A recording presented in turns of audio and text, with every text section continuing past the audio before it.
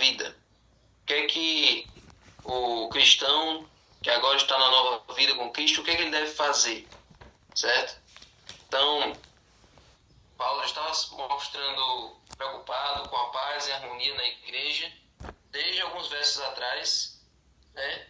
Nós estamos estudando aí, já falamos sobre paciência, falamos sobre mansidão, sobre compreensão, né? E sobre aceitação uns dos outros no ambiente da igreja. E agora nós vamos entender um pouco como é que na igreja as pessoas podem se relacionar, como é que elas devem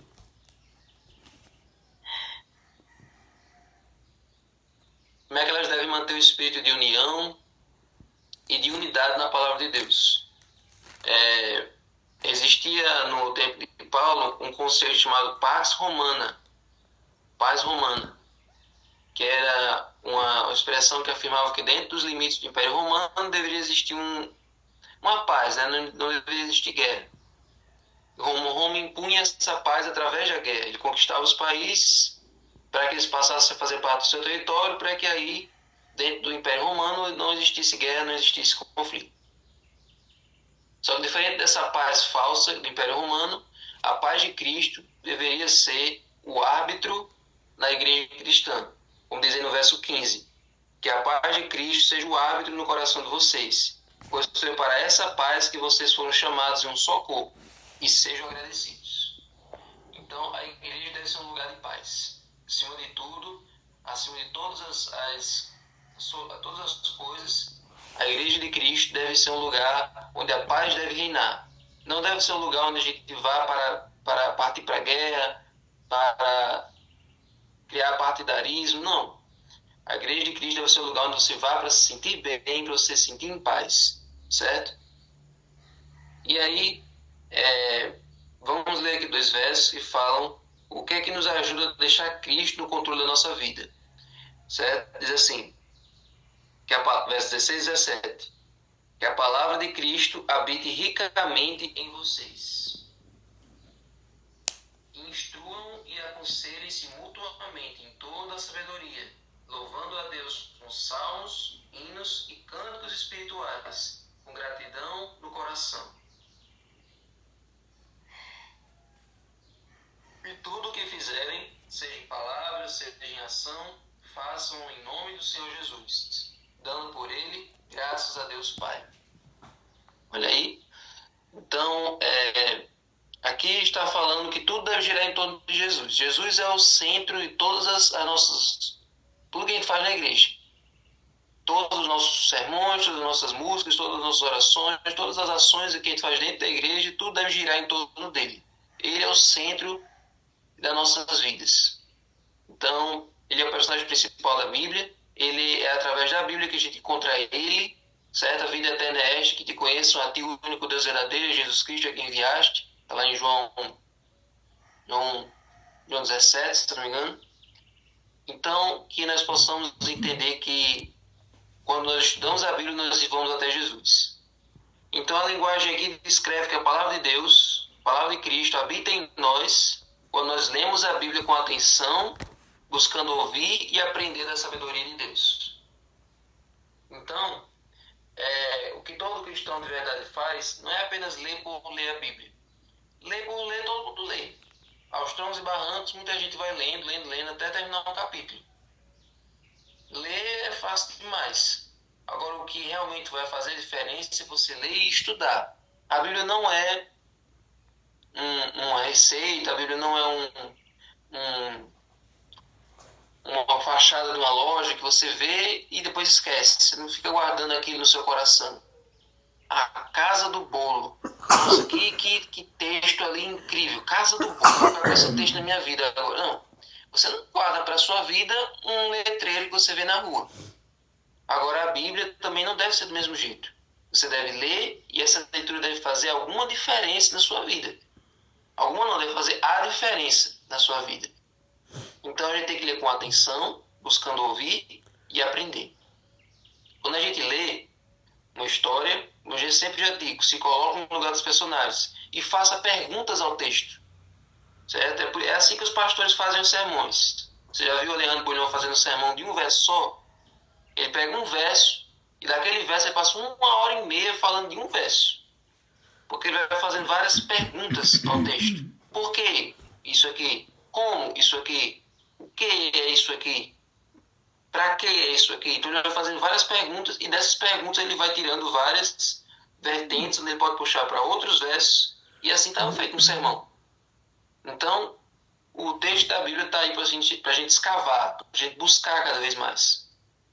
Não é para a gente se acomodar no lugar comum, de ficar apenas ali sendo espectador, só lendo o que está ali sem procurar se aprofundar. Lembre-se que a Bíblia é uma mina de ouro, quanto mais você cava, quanto mais você acha, certo?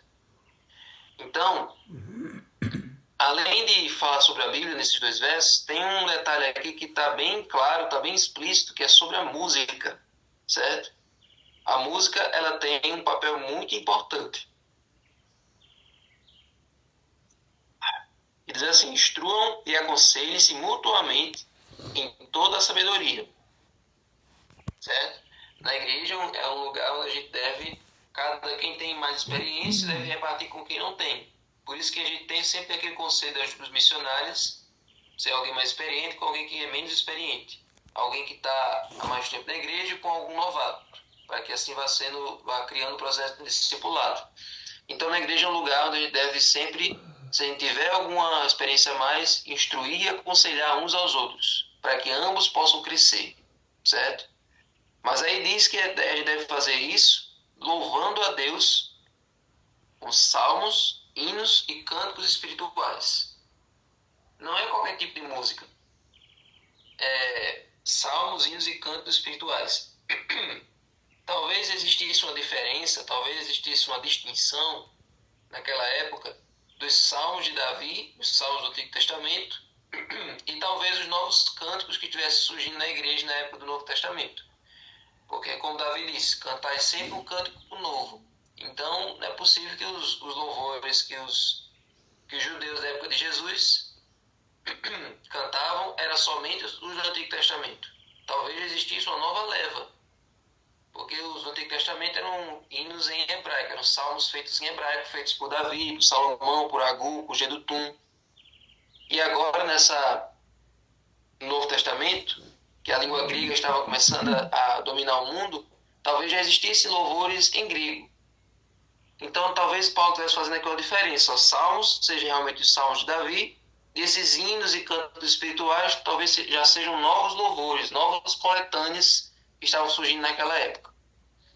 Então, cânticos espirituais pode ser um termo mais amplo para qualquer canção de louvor relacionada à vida espiritual ou à vida da igreja. As letras dessas músicas ensinam a verdade e orientam sobre como viver a nova vida cristã. Então hoje eu não vou entrar em detalhes sobre qual é o ritmo que é de Deus, qual é o ritmo que não é, porque isso aí é uma polêmica, isso aí causa um atrito muito grande entre as pessoas. Mas o objetivo é o seguinte: busque sempre louvores que estejam de acordo com a teologia adventista, certo? Que glorifiquem a Jesus, seja louvores sejam cristocêntricos, aqueles louvores que ficam sempre exaltando o ser humano. A sua vitória tem sabor de mel, não sei o que. Você vai ver seus inimigos sendo destruídos. Essas músicas que ficam sempre exaltando a pessoa, colocando a pessoa lá em cima. Esses louvores aí não fazem mudança de vida, não motivam uma mudança de vida. Eles fazem que você permaneça do seu jeito. Que você, por si só, você já está no grau. Então você deve procurar louvores que levem você para Jesus, que mostram o quanto você é pecador e precisa de um Salvador. E louvores que têm uma letra teológica.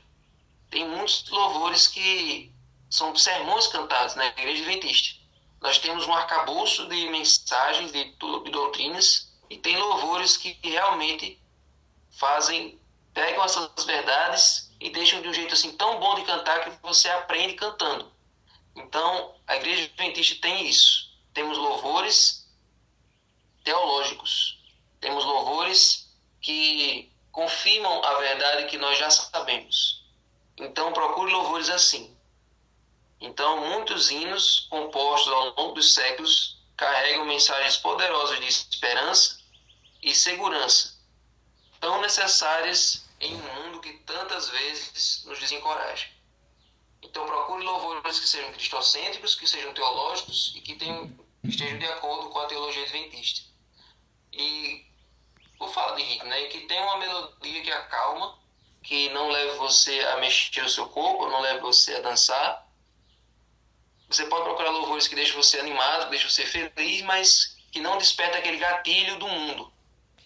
O que eu sempre digo é o seguinte: para resolver essa questão dos ritmos, de qual ritmo é ou não é de Deus, é só você prestar atenção qual é o ritmo que leva você a ter um gatilho, que leva você a ter um flashback de como era o mundo.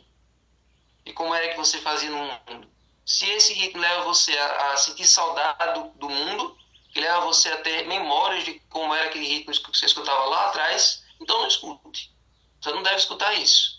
Quem defende esses ritmos da igreja é geralmente adventistas de berço que não sabem como era a vida, não sabem como é o mundo. Por exemplo, eu e outras pessoas que nasceram na igreja. Então, esses ritmos que querem introduzir na igreja, esses ritmos, para quem já nasceu na igreja, não tem nada negativo ligado a esses ritmos. Para ele é só mais um tipo de música. Agora, para o adventista que já veio do mundo, que foi resgatado pela graça de Cristo, que foi tirado de lá, quando ele escuta aquele ritmo, ele lembra das vezes que ele passou vergonha, lembra das vezes que ele cometia algum pecado escutando aquela música, dos ambientes negativos onde estava, escutando aquelas músicas. Então, é isso que eu acredito que deve nortear a nossa compreensão dos ritmos da música. Porque o argumento que eles dizem é que a música foi criada por Deus, todos os ritmos por si só não são negativos. E realmente, a música que Deus criou no céu não tem nada de negativo. Só que o pecado foi corrompendo, foi adicionando camadas pecaminosas a essas músicas. E é por isso que a gente deve evitar aquelas que nos aproximam do mundo. Procura aquelas músicas que quando você ouve, você se sente perto de Deus, se sente perto do céu. E que você não sente que aquilo alimenta a sua natureza pecaminosa, certo? Então, a influência da música é muito forte. A música está presente desde o começo da Bíblia. Quando você está lá em Jó 38, diz que quando Deus criava o mundo, as estrelas da alva cantavam juntas. Ou seja, quando Deus criava as coisas, os anjos cantavam. Então o louvor está presente desde o céu. O louvor é algo que é uma parte essencial da adoração. Então quando Davi tocava a harpa, Saul se acalmava. Saul estava possuído por um espírito mau e toda vez que Davi tocava, aí Saul se acalmava. Mas quando Davi se tornou seu rival, a raiva e o ressentimento de Saul cresceram. Ou seja, nem mesmo a música foi capaz de acalmar Saul depois que ele começou a sentir inveja de Davi. Quando Davi começava a tocar, ele jogava uma lança para matar Davi. Então você vê como a música é influente em alguns momentos, tanto para o bem quanto para o mal, né?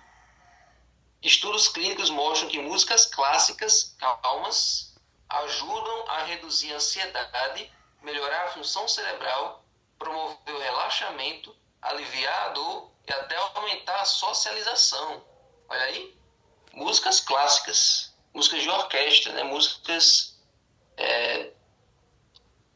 desse estilo. Acho que eu vi até uma vez uma experiência de que fizeram um teste com vacas, com bois, e colocaram uma música de rock, música de metal, um metal pesado, e as vacas ficaram inquietas, não estavam produzindo leite, ou as galinhas não estavam produzindo ovo, uma coisa assim, ficaram muito agitadas, estressadas. E aí quando trocaram para uma música clássica, uma música calma, tranquila, aí a produção delas aumentou bastante. Ou seja, a música relaxou a mente delas e fez com que elas fizessem produzissem, né, o leite e os ovos de uma forma bem mais rápida, bem mais tranquila. E por que isso não serviria no ser humano?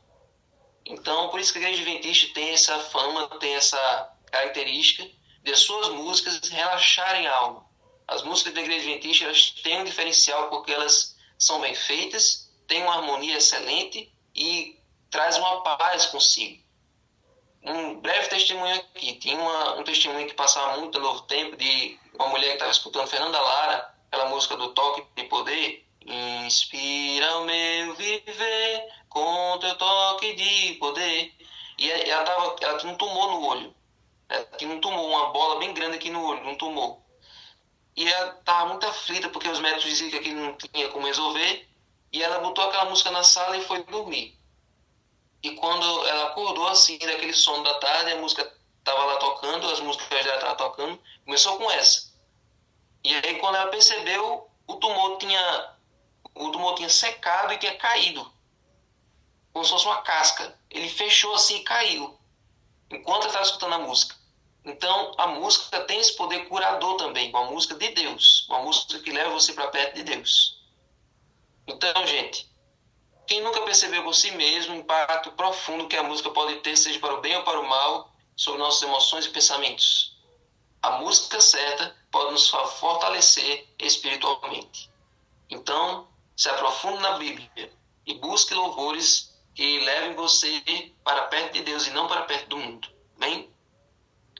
Senhor Deus, muito obrigado pela lição de hoje, muito obrigado pelas coisas que nós aprendemos da Tua Palavra.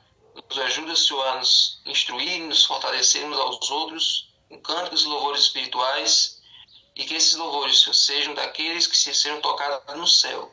Que os anjos se agradem de estar nas músicas, ou nos lugares onde colocamos as músicas que te agradam e que te trazem para perto de nós, e que nos levam para perto de Ti. Fica conosco, abençoa cada um que está aqui, guia-nos, acompanha os santos anjos, em nome de Jesus. Amém.